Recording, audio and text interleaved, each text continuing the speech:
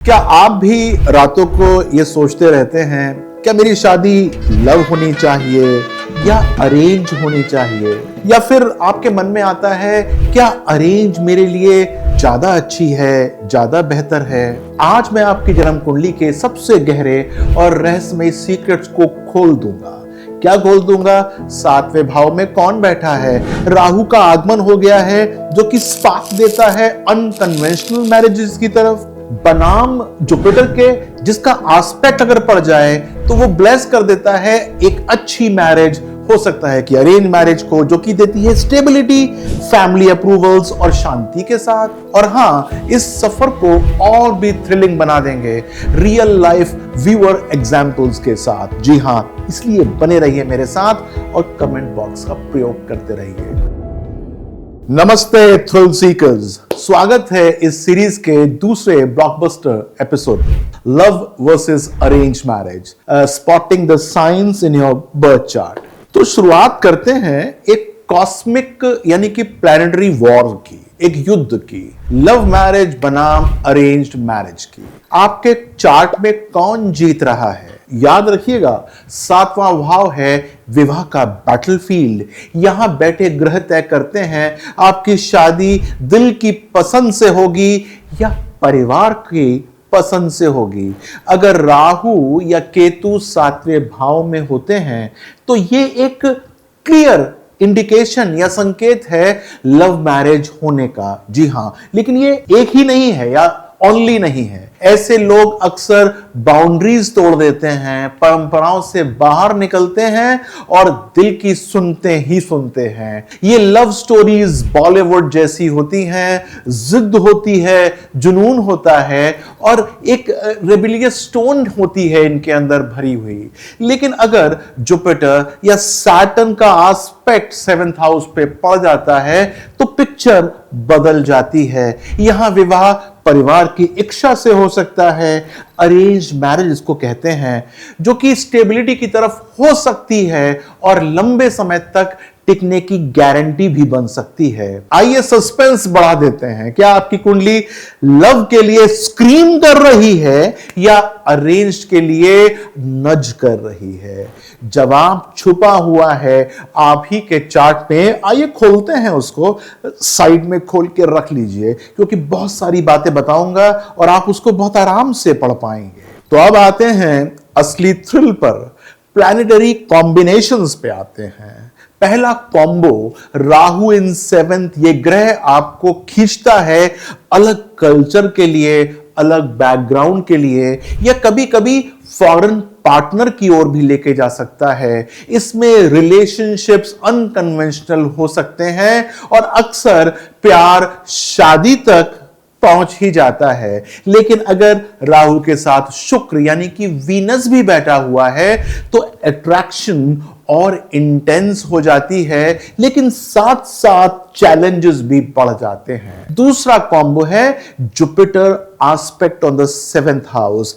Jupiter यानी कि गुरु बृहस्पति परिवार और परंपरा का यह रक्षक माना गया है। अगर 7वें भाव को यह एस्पेक्ट कर रहा है या बैठा भी हुआ है, और इंपॉर्टेंट बात यह है कि अगर यह एस्पेक्ट 9th हाउस से है तो शादी फैमिली अप्रूव कर देती है, स्टेबिलिटी, रिस्पेक्ट और सोशल हार्मोनी साथ साथ फ्री ऑफ कॉस्ट मिलती है।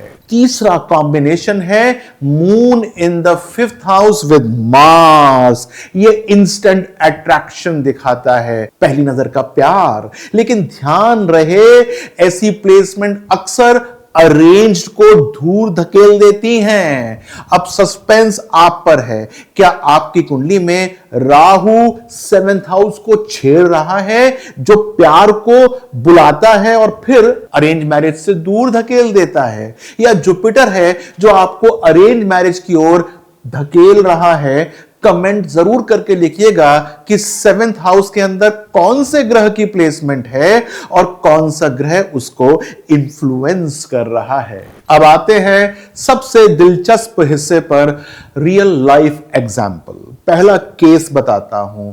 एक व्यूअर के चार्ट के 7वें भाव में राहु और वीनस कंजंक्शन में थे। रिजल्ट क्या हुआ? स्कूल का प्यार शादी में बदल गया अगेंस्ट ऑल ऑड्स। परिवार ने अपोज किया था, सोसाइटी ने कुछ ताने देने की कोशिश भी की थी, लेकिन अंततः प्यार की इसके अंदर विजय हो गई। इसके बाद क्या हुआ यह नहीं बता रहा, क्योंकि यह सब्जेक्ट से दूर ले जाता है आपको। अब केस नंबर 2 पे आता हूं। दूसरे वीयर के चार्ट में जुपिटर का मजबूत एस्पेक्ट था और सैटर्न लगन के अंदर बैठा हुआ था। इसका रिजल्ट क्या हुआ? फैमिली ने परफेक्ट मैच ढूंढ ही लिया, अरेंज मैरिज हुई, पार्टनर मिला, स्टेबल करियर मिला, रिस्पेक्ट और पीस के साथ मिला। बाद में कोई रिग्रेट भी नहीं हुई, यानी कि 0 रिग्रेट्स हुई। केस नंबर 3 और बताता हूं। राहु का इन्फ्लुएंस था, लेकिन जुपिटर ने उसको किसी प्रकार से बचा लिया। रिजल्ट क्या हुआ? लव अफेयर की शुरुआत हुई, मगर अंत में परिवार ने अरेंज मैरिज कर ही दी और सरप्राइजिंगली शादी अभी तक 5-7 साल हो गए हैं टिकी हुई है। इन कहानियों से बहुत साफ है आपकी कुंडली है डेस्टिनी का असली नक्शा।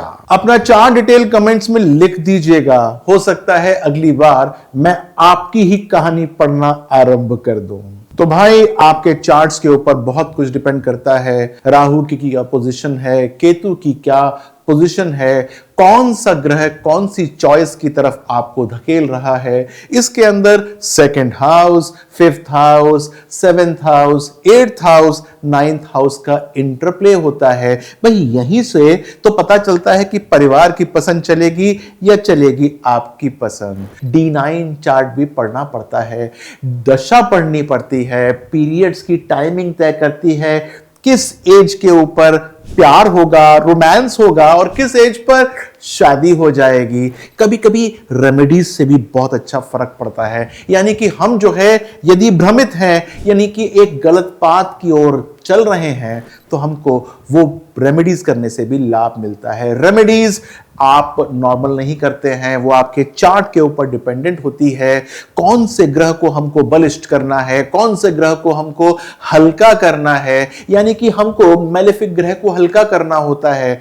तो ऐसा नहीं होता कि हम कोई भी रैंडम रेमेडी उठाकर करना शुरू कर दें। तो आपने आज बहुत सारा ज्ञान लिया। कैसे लगा आपको ये थ्रिलिंग राइड? अगर आप जान गए हैं कि आपकी कुंडली में लव बनाम अरेंज का असली सीक्रेट है, क्या है, कौन सी रेसिपी है, तो मैं अगर नहीं जान पाए हैं तो उसको डिकोड कर दूंगा। अगले एपिसोड में बात होगी when will love knock at your door, timing of your romantic milestone.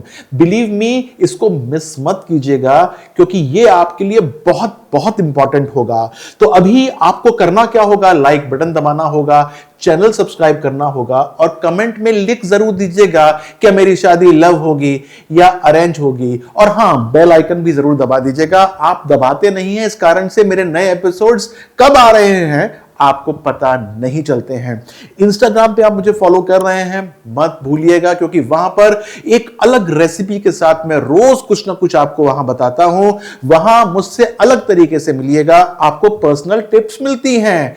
फिर मिलते हैं जल्द ही, तब तक अपने चार्ट्स को डिकोड करते रहिए और मुझसे पूछते रहिए। नमस्कार।